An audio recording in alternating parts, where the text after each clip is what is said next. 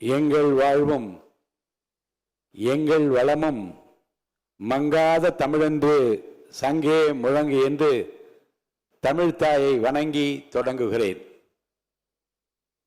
மக்கள் நெஞ்சங்களில் நீக்கமர நிறைந்திருக்கிற போற்றுதலுக்குரிய இந்திய திருநாடே வியப்பால் விழிகளை உயர்த்தி தமிழ்நாட்டிலே இப்படி ஒரு முதலமைச்சரா என்று விழிகளை திறந்து போற்றி பாராட்டுகிற மாண்புமிகு தமிழ்நாடு முதலமைச்சர் அவர்களுக்கும் மாண்புமிகு அமைச்சர் பெருமக்களுக்கும் உடன் பொறுப்பேற்றிருக்கும் மாண்புமிகு பேரவை துணைத் தலைவர் மாண்புமிகு திரு மு ரவிசங்கர் அவர்களுக்கும் மாண்புமிகு எதிர்க்கட்சி தலைவர் அவர்களுக்கும் வாழ்த்துறை வழங்கிய அனைத்து சட்டமன்ற கட்சி தலைவர்களுக்கும் மாண்புமிகு பேரவை உறுப்பினர்களுக்கும் பத்திரிகையாளர்கள் மற்றும் ஊடக நண்பர்களுக்கும் என்னுடைய பணிவான வணக்கங்களை முதலில் தெரிவித்துக் கொள்கிறேன். பூர்வீக இடத்தை திருச்சி மாவட்டமாகவும் பிறந்த இடத்தையும் பெண் கொண்ட இடத்தையும் திண்டுக்கல் மாவட்டமாகவும் வளர்ந்து ஆளாகிய இடத்தை திருவள்ளூர் மாவட்டத்தை சார்ந்த அம்பத்தூராகவும் கொண்ட எனக்கு 1000 விளக்கு தொகுதியில் போட்டியிட வாய்ப்பளித்து 15,141 வாக்குகள் வித்தியாசத்தில் வெற்றியடைய செய்த மாண்புமிகு முதல்வர் அவர்களுக்கும் என்னுடைய 1000 விளக்கு தொகுதி மக்களுக்கும் என்னுடைய நெஞ்சார்ந்த நன்றியை மலர்களை காணிக்கையாக்குகிறேன். 1980ஆம் ஆண்டு சட்டமன்ற உறுப்பினராக பொறுப்பேற்ற நான் முதல் நாள் இந்த வளாகத்திற்கு வந்தபோது என் தகப்பனார் ஜான் சாமுவேல் அவர்களும் தாயார் கமலம் சாமுவேல் அவர்களும் என் மூத்த அண்ணன் கிருபாகரன் அவர்களும் மூத்த அண்ணன் ஆரோக்கியராஜன் அவர்களும் இங்கே அமைந்துள்ள செயின்ட் மேரிஸ் சர்ச்சுக்கு அழைத்து சென்றார்கள். ஜெபம் செய்த பின்னர் என் பெற்றோர், சிறிய வயதில் பெரிய பொறுப்பு உனக்கு கிடைத்திருக்கிறது, நல்ல பெயர் வாங்க வேண்டும், நம் வீட்டு வாசலில் நின்று நம்ம யாரும் கேள்வி கேட்கக்கூடாது, நீ பெரியவர்களை மதிக்க வேண்டும், தவறான வருவாய் எந்த காலத்திலும் வீட்டுக்குள் வரக்கூடாது, யாருடைய சாபத்திற்கும் நீ ஆளாக கூடாது என்று அறிவுரை கூறி நெற்றியில் சிலுவை அடையாளமிட்டு முதல் நாள் சட்டமன்ற கூட்டத்திற்கு ஒரு எல்கேஜி பிள்ளையை பள்ளிக்கு அனுப்பி வைப்பது போல அனுப்பி வைத்த நாட்களை நான் நினைத்து கொண்டுதான் வளாகத்துக்குள்ளே வந்தேன். 38 ஆண்டுகளாக உன் கண்ணின் இமை போல என்னை காத்து இந்த உயர்வான இடத்திற்கு நான் வர வேண்டும் என்று விரும்பிய என் துணைவியார் கிரேஸ் ஜெயந்தி ராணி அவர்களை நன்றியோடு நினைக்கிறேன். பொது வாழ்வில் என்னை வளர்த்து உருவாக்கி ஆளாக்கிய பெருமை புரட்சி தலைவர் எம்ஜிஆர் அவர்களுக்குத்தான் உண்டு. இதே சட்டமன்ற வளாகத்தில் 84ஆம் ஆண்டு புகாரே இல்லாத சட்டமன்ற உறுப்பினராக உங்களை பார்க்கிறேன். யாரை கேட்டாலும் கண்ணியமானவர், நல்லவர் என்று சொல்கிறார்கள். இந்த நற்பெயரை எப்படி எடுக்க முடிந்தது என்று புரட்சி தலைவர் என்னிடம் கேட்டார். சிறிய வயதில் என்னை சட்டமன்ற உறுப்பினராக ஆக்கினீர்கள், உங்களுக்கு கெட்ட பெயர் வரக்கூடாது என்று கவனமாக நடக்கிறேன் என்று பதில் சொன்னேன். மிகவும் பாராட்டி கொண்டிருந்த சட்டமன்ற பேரவையில் என்னை அனுப்பி வைத்தார். 78ஆம் ஆண்டு அம்பத்தூர் நகரிய கவுன்சிலர், 80ஆம் ஆண்டு சட்டமன்ற உறுப்பினர், 84ஆம் ஆண்டு ஒருங்கிணைந்த 17 தொகுதிகளை உள்ளடக்கிய செங்கல்பட்டு மாவட்டத்திற்கு மாவட்ட செயலாளர், 85ஆம் ஆண்டு முதல் அவர் மறையும் வரை அனைத்திந்திய அண்ணா திராவிட முன்னேற்ற கழக எம்ஜிஆர் இளைஞரணி செயலாளர் பொறுப்பில் அமர்த்தினார். அவர்தான் எனக்கு வாத்தியார். மனிதநேயம் உட்பட பல ஆளுமை பண்புகளை அவரிடம் நான் கற்றுக்கொண்டேன். எனக்கு ஒரு மகள் இருந்திருந்தால் நான் பிரபாகருக்குத்தான் கொடுத்து வைப்பேன் என்று தமிழ்நாட்டில் முதல் முறையாகவும் கடைசி முறையாகவும் என்னை ஒரு வீட்டு பிள்ளை போல வளர்த்து உருவாக்கிய ஆளாக்கிய புரட்சி தலைவர் எம்ஜிஆருடைய நினைவுகளை இந்த நேரத்தில் நான் சுமக்கின்றேன்.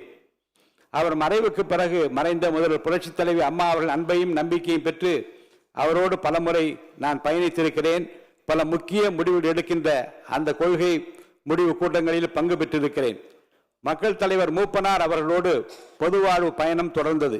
காங்கிரஸ் பேரியக்கத்தின் மாபெரும் தலைவரான அவர் தனி இயக்கம் கண்டபோது அவரின் அரசியல் தனி செயலாளராக பணியாற்றினேன்.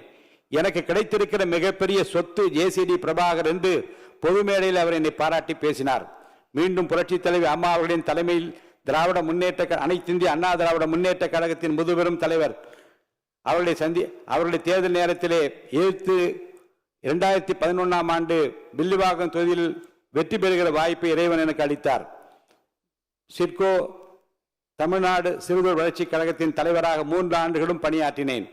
2013ஆம் ஆண்டு அகில இந்திய செஸ் சம்மேளனத்தின் தலைவராக இருந்தபோது இந்தியாவில் முதல் முறையாக அகில உலக செஸ் போட்டியை சென்னையில் நடத்துவதற்கு மாண்புமிகு அம்மா அவர்கள் 29 கோடி ரூபாய் நிதி அளித்து அந்த போட்டியை என் முன்னிலையில் நடத்துவதற்கு, அந்த வரலாற்று சிறப்புமிக்க இந்தியாவிலே முதல் முறையாக நடத்துவதற்கு காரணமாக அமைந்த அந்த நிகழ்வு என் நெஞ்சத்தில் நீங்காது இருக்கிறது.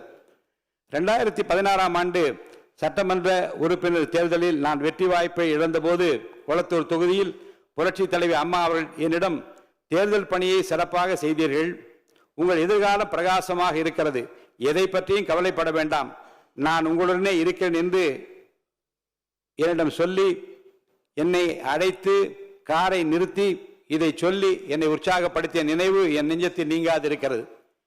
கடந்த 2 ஆண்டுகளில் ஏற்பட்ட அரசியல் புரட்சி என்றே சொல்லலாம். ஆம், தமிழக வெற்றி கழகம் ஒரு புதிய சக்தியாக பிரசவித்தது. மாற்றத்திற்கான மக்களின் விருப்பம், இளைஞர்களின் அரசியல் பங்கேற்பு, நல்லாட்சிக்கான எதிர்பார்ப்பு ஆகியவற்றின் வெளிப்பாடாக இந்த இயக்கம் வளர்ச்சி பெற்றது. இளைஞர்கள், பெண்கள், தொழிலாளர்கள் மற்றும் சாதாரண மக்களின் எதிர்பார்ப்புகளை, சாதி மதமற்ற சமூகத்தை உருவாக்க வேண்டிய கடப்பாட்டினை நிறைவேற்ற இவர் ஒருவரால் மட்டும்தான் இன்று முடியும் என்று நினைத்த மக்களின் உயிர்ப்பாக நம்முடைய முதலமைச்சர் அவர்கள் திகழ்ந்தார்கள். புரட்சி தலைவர் எம்ஜிஆர், புரட்சி தலைவி அம்மா ஆகியோர் மறைவுக்கு பிறகு ஒரு சரியான தலைமையை தேடி என் மனம் தவித்தது. மீண்டும் ஒரு எம்ஜிஆர் நமக்கு கிடைக்க மாட்டாரா என்று என் மனம் ஏங்கியது. அந்த ஏக்கத்தை, அந்த தவிப்பை போக்கிய மாபெரும் தலைவர் தான் நம் முன்னாலே அமர்ந்திருக்கின்ற வாழும் எம்ஜிஆர், மக்களின் மகத்தான தலைவராக பரிணமிக்கும் மாண்புமிகு முதலமைச்சர் தளபதி விஜய் அவர்கள். அவர் எனக்கு மட்டுமல்ல, நாட்டு மக்களின் குறைகளை தீர்க்கிற, கண்ணீரை துடைக்கிற, தமிழக மக்களுக்கு கிடைத்திருக்கிற மாபெரும் சக்தியாக நீங்கள் எல்லாம் இங்கே பாராட்டி பேசினீர்களே. வந்தார், எதிர்க்கட்சிகளை எல்லாம் சந்தித்தார்.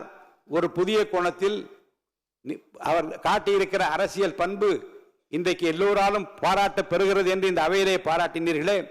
இன்றைக்கு காலையிலேயே போதையில்லா தமிழகத்தை உருவாக்குவதில் நான் முனைப்போடு முன்னிற்கிறேன் என்று உலகத்திற்கு காட்டியிருக்கிறாரே.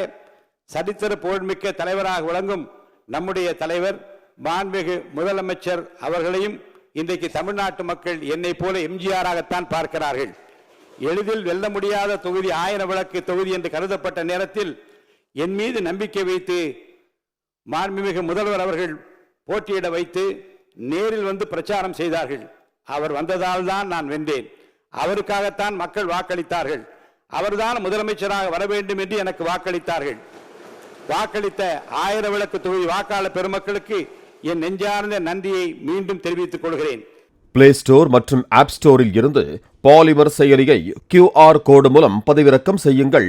செய்திகளை உடனுக்குடன் பெறுங்கள்.